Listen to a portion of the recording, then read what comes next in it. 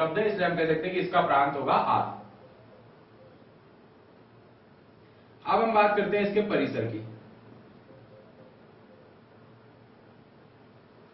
अब इसका परिसर ज्ञात करने के लिए क्या करें कि हम इस फलन fx को मानते हैं कि y के बराबर, कि फलन fx बराबर है y के, तो x स्क्वायर बटे 1 प्लस एक्स स्क्वायर बराबर है y। अब हम लिख सकते हैं इसको कि एक्स स्क्वायर बराबर है y plus y x square के, या फिर इसको इधर ले चले हम तो यह आ जाएगा x square minus y x square बराबर y, क्योंकि हमें अब y का मान, यहां से x का मान निकालना है, तो ये एक्स स्क्वायर कॉमन लेंगे, 1 माइनस वाई बराबर y, या फिर एक्स स्क्वायर बराबर y बटे 1 माइनस वाई, या x बराबर plus minus under root 1 minus y, under root y बटे 1 माइनस वाई।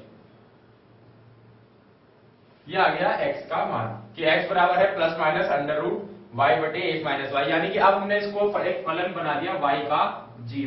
अब इसका अगर हम प्रांत ज्ञात करेंगे तो इसका प्रांत इस फलन fx के परिसर के बराबर होगा, तो इसका प्रांत हम ज्ञात करते हैं।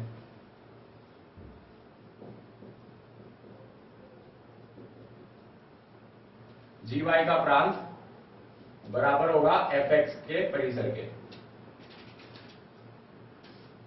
तो gy का प्रांत अगर fx के परिसर के बराबर होगा तो हम देखते हैं कि यहां पर किस तरीके से इसका प्रांत निकाल सकते हैं।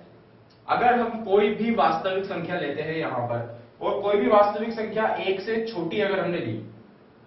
देखें कि एक बार हमें चाहिए क्या, हमें ये चाहिए कि ये जो y बटे 1 माइनस वाई है ये बड़ा या बराबर होना चाहिए 0 के। अब अगर y बटे 1 माइनस वाई बड़ा या बराबर होना चाहिए 0 के, तो अगर हम y में कोई वास्तविक संख्या रखते हैं 1 से बड़ी, अगर हमने यहां पर रखी 1 से बड़ी संख्या, तो 1 माइनस हमने रख दिया यहां पर 2, तो माइनस में मान आएगा, और यहां पर आएगा प्लस में मान, तो वो जो है वो 0 से बड़ा नहीं आ सकता, क्योंकि ये माइनस का मान आएगा। जैसे कि अगर हम यहां पर 2 रखना चाहें, y बराबर 2 रख दें, तो ये आएगा 2 बटे 1 माइनस 2, ये हो गया हमारे पास माइनस का 2, जो कि बड़ा और बराबर नहीं है 0 के, यानी कि y का मान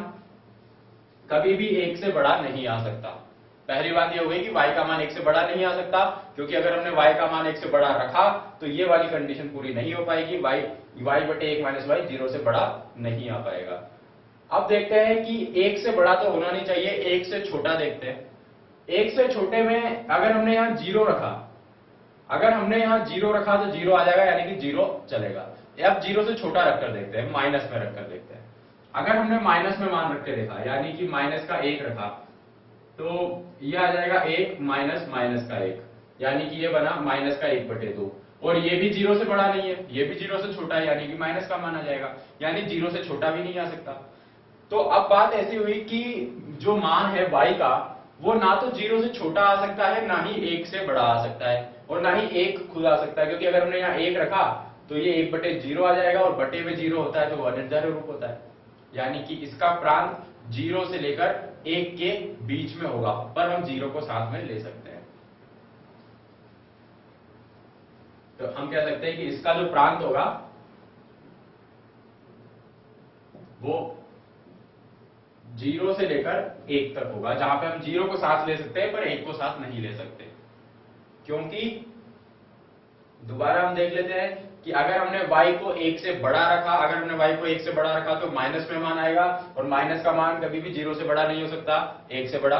खत्म। अब अगर हमने 0 रखा, 0 हम यहाँ पर रखते हैं तो ऊपर 0 आएगा, 0 आ सकता है। 0 से छोटा रखकर देखते हैं, यानी कि माइनस का मान रखकर देखेंगे। हमने अगर यहाँ पे माइनस का मान रखा तो फिर से माइनस में मान आएगा, जो 0 से बड़ा नहीं हो सकता। इसका मतलब कि y का मान हम ना तो 0 से छोटा रख सकते हैं, ना ही 1 से बड़ा रख सकते हैं, ना ही 1 रख सकते हैं। तो हमें 0 से लेकर 1 के बीच के मान चाहिए, यानी इसका प्रांत होगा 0 से लेकर 1 तक। इसलिए हम कह सकते हैं कि fx का परिसर